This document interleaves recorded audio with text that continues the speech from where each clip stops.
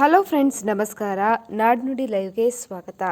ಸ್ನೇಹಿತರೆ, ಇದೀಗ ವಾಹನದಾರರಿಗೆ ಶಾಕಿಂಗ್ ಸುದ್ದಿಯೊಂದು ಇದೆ. ಪೆಟ್ರೋಲ್ ಮತ್ತು ಡೀಸೆಲ್ ಬೆಲೆಯಲ್ಲಿ ದುಪ್ಪಟ್ಟು ಪಟ್ಟು ಏರಿಕೆಯಾಗಿದೆ. ಹಾಗಿದ್ರೆ ಇದಕ್ಕೆ ಕಾರಣ ಏನು, ಎಷ್ಟು ಪಟ್ಟು ಹೆಚ್ಚಾಗಿದೆ ಅಂತ ತಿಳಿಯಲು ವಿಡಿಯೋವನ್ನು ಕಂಪ್ಲೀಟ್ ಆಗಿ ವಾಚ್ ಮಾಡಿ.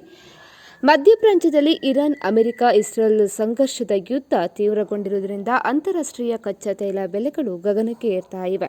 ಇದರ ಪರಿಣಾಮವಾಗಿ ನೇಪಾಳದಲ್ಲಿ ನೇಪಾಳ ಆಯಿಲ್ ಕಾರ್ಪೊರೇಷನ್ಸ್ ಮಾರ್ಚ್ 16, 2026ರಿಂದ ಪೆಟ್ರೋಲ್, ಡೀಸೆಲ್ ಮತ್ತು ಎಲ್ಪಿಜಿ ಬೆಲೆಗಳನ್ನು ಭಾರೀ ಪ್ರಮಾಣದಲ್ಲಿ ಹೆಚ್ಚು ಮಾಡಿದೆ.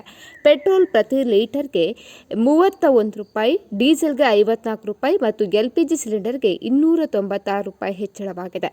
ಹೊಸ ದರಗಳ ಪ್ರಕಾರ ಪೆಟ್ರೋಲ್ಗೆ ಇದೀಗ ಸುಮಾರು ಪ್ರತಿ ಲೀಟರ್ಗೆ 188 ರೂಪಾಯಿ, ಡೀಸೆಲ್ಗೆ 196 ರೂಪಾಯಿ, ಅದೇ ರೀತಿ ಎಲ್ಪಿಜಿ ಪ್ರತಿ ಸಿಲಿಂಡರ್ಗೆ 2126 ರೂಪಾಯಿ ಆಗಿದೆ.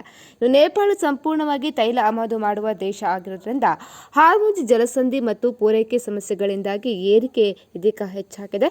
ಇದರಿಂದ ರಸ್ತೆ ಸಾರಿಗೆ, ಕೃಷಿ, ಅಡುಗೆ ಮತ್ತು ದೈನಂದಿನ ಜೀವನದ ಖರ್ಚಿಪಾರು ಏರಿಕೆಯಾಗಿದೆ. ಎಲ್ಪಿಜಿ ಸಿಲಿಂಡರ್ಗಳಿಗೆ ಕೊರತೆ ಉಂಟಾಗಿ ಜನರು ಲೈನ್ಗಳಲ್ಲಿ ನಿಲ್ತಾ ಇದ್ದಾರೆ. ಸರ್ಕಾರ ಅರ್ಧ ಸಿಲಿಂಡರ್ ಮಾತ್ರ ತುಂಬುವ ರೇಷನಿಂಗ್ ಕೂಡ ಆರಂಭಿಸಿದೆ. ಹಾಗಿದ್ರೆ ಕರ್ನಾಟಕದ ಪರಿಸ್ಥಿತಿ ಹೇಗಿದೆ? ಇಂದು ಬೆಂಗಳೂರಿನಲ್ಲಿ ಪೆಟ್ರೋಲ್ಗೆ ಪ್ರತಿ ಲೀಟರ್ಗೆ 102 ರೂಪಾಯಿ ಮತ್ತು ಡೀಸೆಲ್ಗೆ 90 ರೂಪಾಯಿ ಇದೆ. ಕಳೆದ ಕೆಲವು ದಿನಗಳಿಂದ ಬೆಲೆಗಳು ಸ್ಥಿರವಾಗಿದೆ. ಯಾವುದೇ ದೊಡ್ಡ ಹೆಚ್ಚಳ ಕಂಡು ಬಂದಿಲ್ಲ.